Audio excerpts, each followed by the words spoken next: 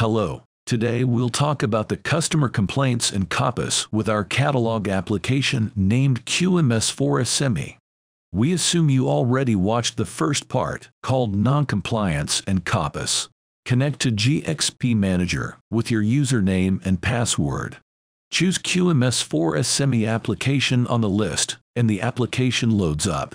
We can customize the analytics to fit your needs. Here you see a chart sorting the customer complaints criticality. The pending list helps you to quickly process information. You see it contains an additional customer complaint record under treatment that a QA has to review. On the upper right corner, you find your profile, settings, application switcher, and disconnect features. We can of course implement your company logo here. Opening the application menu will take you to the application structure. Under Quality Management System, you see the Customer Complaint section. Under Action Management, you see the Immediate Action and CAPA sections that are directly linked to the customer complaint records. Under Resource Management, you see the customer contacts that are crucial to this process. Let's open the Customer Complaint table. Based on user rights you allow to staff members, the user may create, edit, delete, or duplicate a record. You can publish to PDF for Microsoft Word formats, all that's required by any regulated body, quality assurance or management. You can start a customer complaint approbation workflow. You may export your records to Excel using the XLS button. As you can see, all data and matching colors are there in the generated file. You can notify a GXP Manager registered user on a given record, type a message and send it. The user will receive an email notification to review or sign the record. You can proceed with advanced searches filtering, clean your filter, and execute the calculations in case you have a calculated field that's not automatically updating. You may regroup the columns to sort the data of a given field as you see here. As you would do on Excel, you can apply filters directly from the column headers and choose what you want to display. Break the filter with the dedicated button from the toolbar. You can use the global search field to find any information within your dataset. Columns can either be displayed or hidden. That way you can personalize what you want to see on your application. They can also be reorganized as you want with the click and drop feature, and all changes you make on your layout is recorded at session level, which means you will find the same layout when you reconnect. Now, let's tackle the customer complaint process from creation to closure. To initiate a customer complaint, simply click on the Record Creation button from the toolbar. The form opens. The unique ID can be left blank, as it will be created by the system. The declaration date is locked by default. The theoretical response date is automatically calculated to 15 days after the declaration date. Of course, this is entirely customizable to your internal processes. This is just an example of what can be done with GXP Manager. Let's choose yesterday as the claim reception date, and that the claim media type was an email. Enter a description. For instance, the support team is not responsive enough. At that point, you can link a customer contact who filed the claim through email by browsing under the link section, choosing the customer, and link it to the complaint record. As you see, the other claim initiation fields are locked and reserved for further treatment once the first workflow step is done. You can now create and start a workflow on this customer complaint. The workflow window pops up. You see this flow contains 4 steps. The first one is for the initiation, which is the current one. The second step is for the analysis. The third for customer acceptance, and the fourth is for the closure. As the workflow moves forward, the fields will be activated on the form and others will get locked. Of course, all this is customizable upon request. Once you validate, the QA group or person is notified by email that a new customer complaint is created, and the creator can see on the grid that record is created within in progress status. We can see that the theoretical response date was calculated.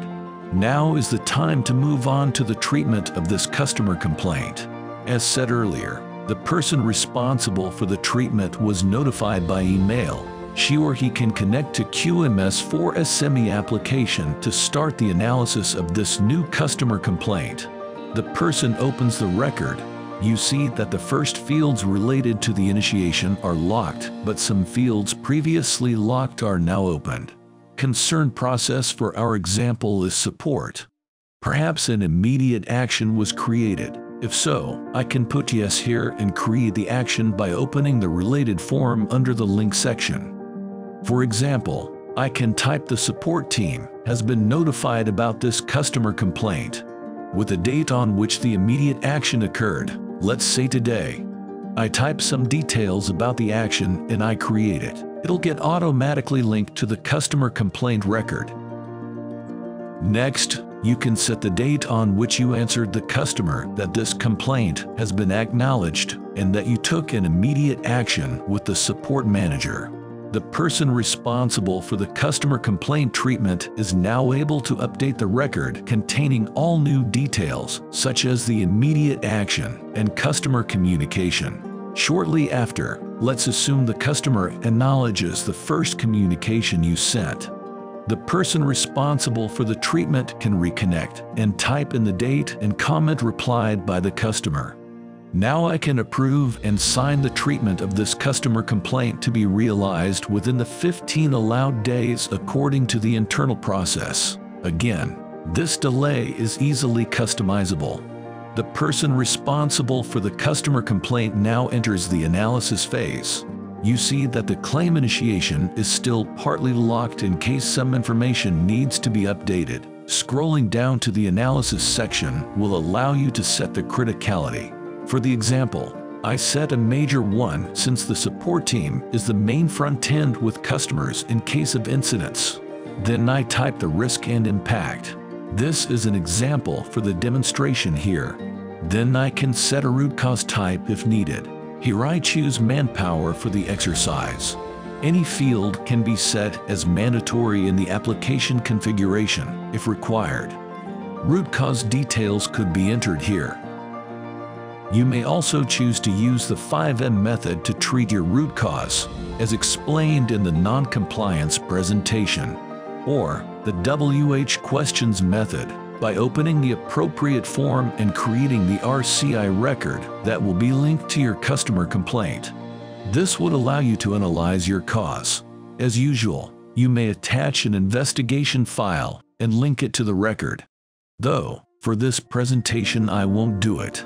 Since this issue comes from the support team, I can set the fact that we do have an internal responsibility for that customer complaint, and to prevent us from this issue to happen again, I may create a CAPA by browsing to the link section and opening the CAPA form. I set a target date to next week, for example, make it a preventive action, and type in the description that we need to increase support budget to hire additional help desk engineers.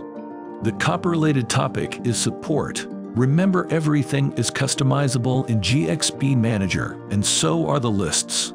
The priority for this CAPA is very high given the customer satisfaction context. Finally, start the workflow on your CAPA. Assign the owner to your CAPA. For the example, it could be the IT manager responsible for the support budget and human resources. Validate as usual to start the workflow. Now we can set the CAPA plan as created on the customer complaint form. At this point, the CAPA owner is notified by email, and he or she must set up a plan to increase the budget and hire staff members to complete the CAPA. Let's pretend the CAPA owner dealt with the plan. She or he can now connect on QMS-4-SME and get to the CAPA record straight from the pending list on the landing page. You see the initiation is of course locked, and the CAPA owner can scroll down to the realization section. The QA may decide if rescheduling is required. The CAPA owner sets the execution date and adds a comment. As usual, you may attach a document stating the actual plan under the link section. Click on the plus sign, browse to your file on your computer, and click Create to link your plan to the CAPA. Finally, The CAPA owner approves the CAPA, and you see the workflow state is now executed. The QA is notified that the CAPA is executed. She or he can connect to GXP Manager to open the customer complaint and open the CAPA to review its execution, to then wrap it up by entering the closure date, set an efficiency monitoring to yes, and type in a closure comment. Finally, the QA approves and electronically signs the CAPA. You see that it now has a finished status highlighted in green. Now she or he can sign the overall customer complaint in terms of analysis and treatment. It is now time to notify the customer about all the actions that were taken. Once this is done, the customer complaint can be reopened. I set the customer agreement to yes if he is okay with our approach. Set the agreement date. Since there were no real issue, the conciliation is not applicable.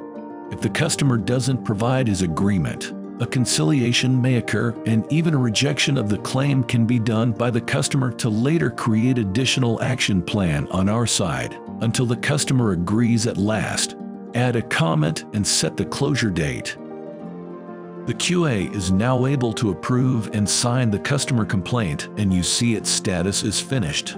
As a final step, since I declared an efficiency monitoring earlier, I must create an efficiency follow-up record. For that, I browse to Action Management in Efficiency Monitoring section. I create a record. The Efficiency Monitoring Firm opens. As a criteria, we can highlight the hiring plan assessment. Target date could be in 3 months to allow enough time to recruit. Link the previously created CAPA to this efficiency monitoring record. Create and start the workflow on the monitoring efficiency record. Assign the right person to it and push it in the system. 3 months later, you may come back to monitor your efficiency on the CAPA. Open the form and type the result. Here we can say that new engineers were hired and trained. For example, define your monitoring date and proven efficiency information. Finally, approve and electronically sign the record. You see that it now has a finished status. I can browse to my CAPA table, and I see that my lastly created CAPA has green status on efficiency monitoring.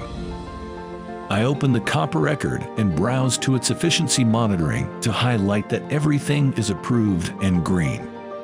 Thanks for watching our QMS-4-SME customer complaint and CAPA presentation. If you need a more personalized demonstration or pricing information, please contact us through our website, and stay tuned for more videos on QMS-4-SME like training plan, change and action plan.